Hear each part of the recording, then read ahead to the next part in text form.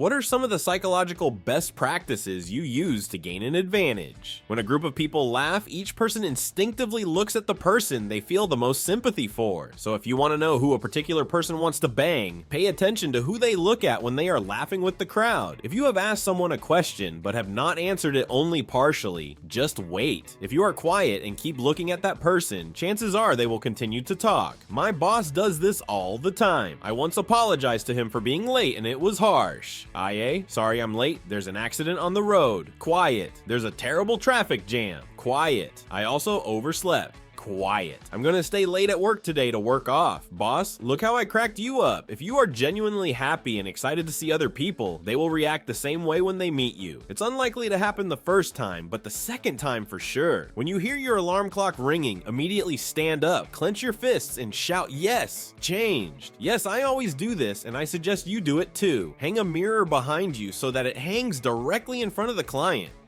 This way, if an angry client comes to you to argue, he will see himself in the mirror, and as a result, the likelihood of aggression on his part will be greatly reduced, because no one likes to look at themselves in such a state. This is one of the reasons why many bars have huge mirrors behind the bar. The main reason is so that the bartender can see who is sitting where, and if any new customers have come in, but there are other reasons as well. If you are working behind the bar and a customer comes up to you and starts complaining or acting aggressive, just take a deep breath and step aside just a little bit. Lean on the bar using only one of your arms. If you tilt your head slightly, quickly breaking eye contact with the customer, they will be forced to look at their reflection. Even if you don't tilt your head quickly enough, the client will still notice a familiar face in the reflection due to their peripheral vision. In addition, leaning also puts you in a more favorable position for several reasons. It won't work only on extremely smug jerks. Chew gum in situations where you are feeling excited about something you have to do, whether it's public speaking or bungee jumping. I can't remember where I heard this, but I do know that when we eat something, one of our brain functions shuts down due to the fact that I wouldn't eat if I was threatened by something, which means I'm not threatened.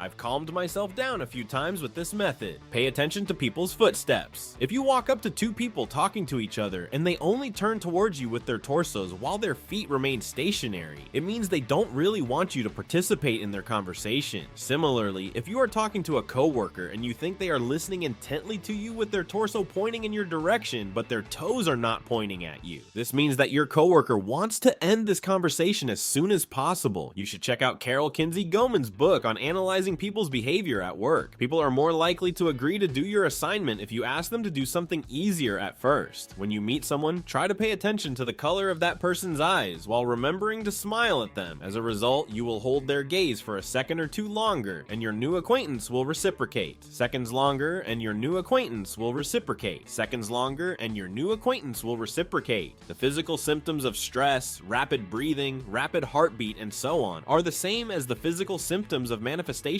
of courage. Therefore, if you are feeling stressed about something, transform it immediately. Convince yourself that your body is preparing to do a courageous act and there is no stress. I advise everyone to pre-tune their emotional state before job interviews. Say to yourself, I've known these people all my life. They are old friends of mine that I haven't seen in a long time. I can't wait to meet them. Visualize the moment of meeting, a handshake, a look exchange, your conversation. What do you want to tell them as soon as possible? Your posture should be open, standing with your legs apart, hands on your hips, shoulders back, and a smile on your face. Let this thought is not new, but you are responsible for your own emotional state, and the power of self-hypnosis is enormous. When a person breaks up with someone, he is in the most vulnerable state, and it is easy to manipulate because of the flood of emotions. This can be used with good or evil intentions, introducing a person into a state of false excitement.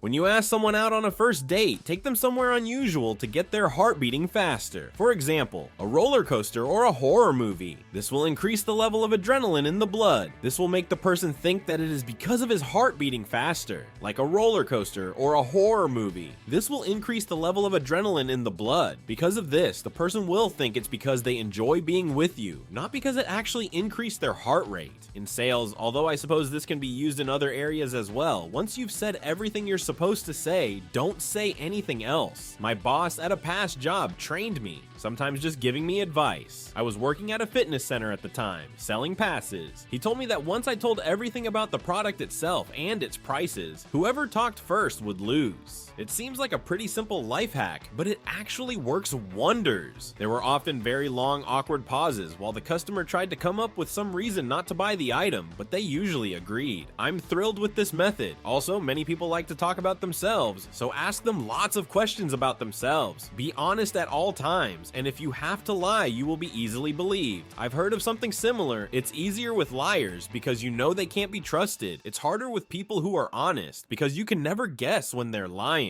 When I worked in retail, I often didn't hold back and was rude to customers. Then I realized I was too easily provoked and decided to remain as polite as possible, even when they were being openly hostile. Some of them freaked out even more because of my behavior, and I took advantage of that.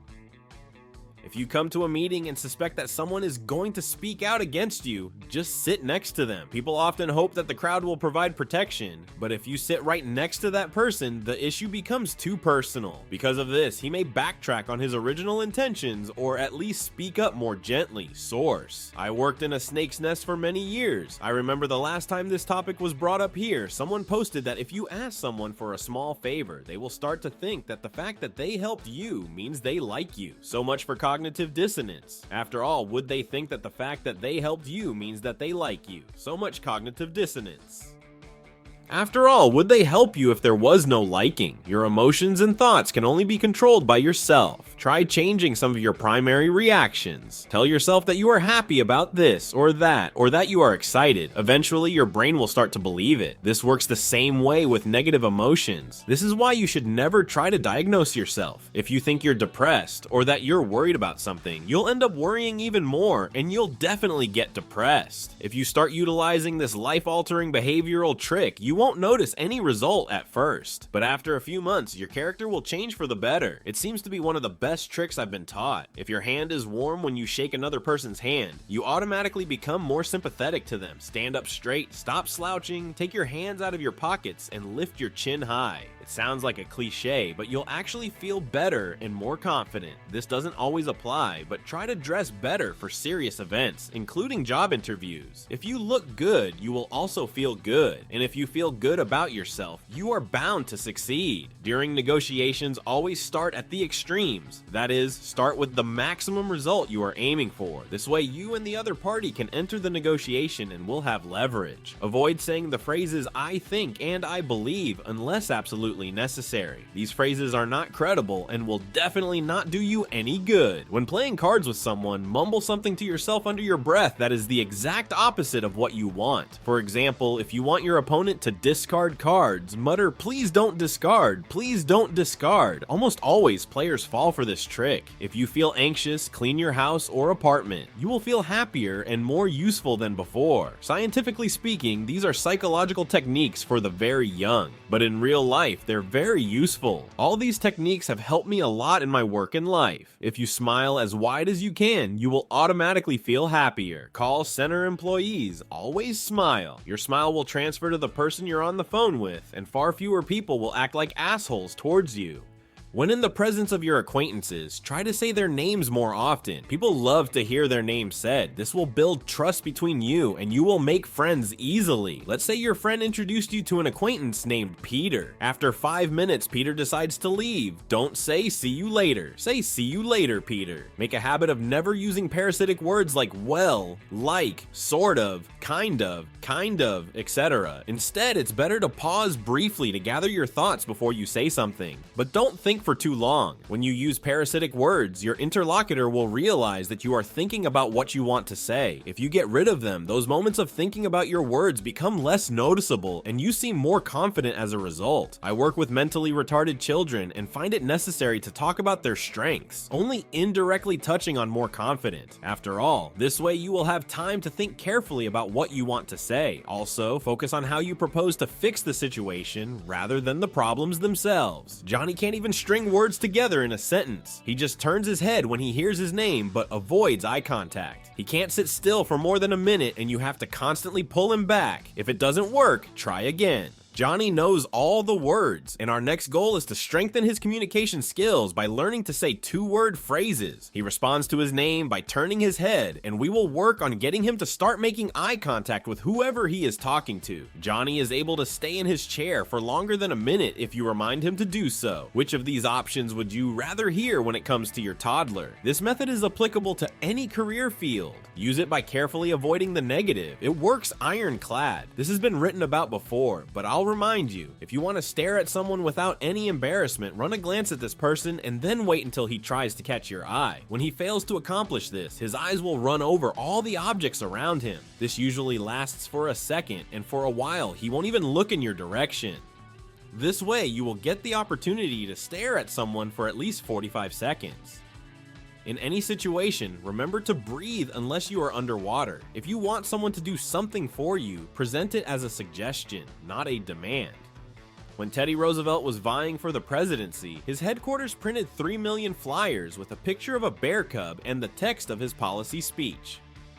Then the headquarters realized they didn't have the rights to use that image. So instead of explaining everything to the photographer, who would have felt important and asked for a lot of money, Roosevelt's staff offered him to pay them $250 to use his photo, thus giving him some solid publicity, and the photographer paid them. Ooh. This may sound silly, but when you ask for something, use the word because. I once read about a study at a university that tested exactly what words could contribute to getting you passed out of line at the photocopier. All variations of words and phrases were used. It turned out that the word because seemed to short-circuit people's brains, and they began to believe that there was a reason why a person was asking for what they were asking for, even if it involves saying something silly like, "Let me through please because I need to make copies right away." Be sure to subscribe to our channel so you don't miss any new super interesting discussions. In the meantime, check out our other videos.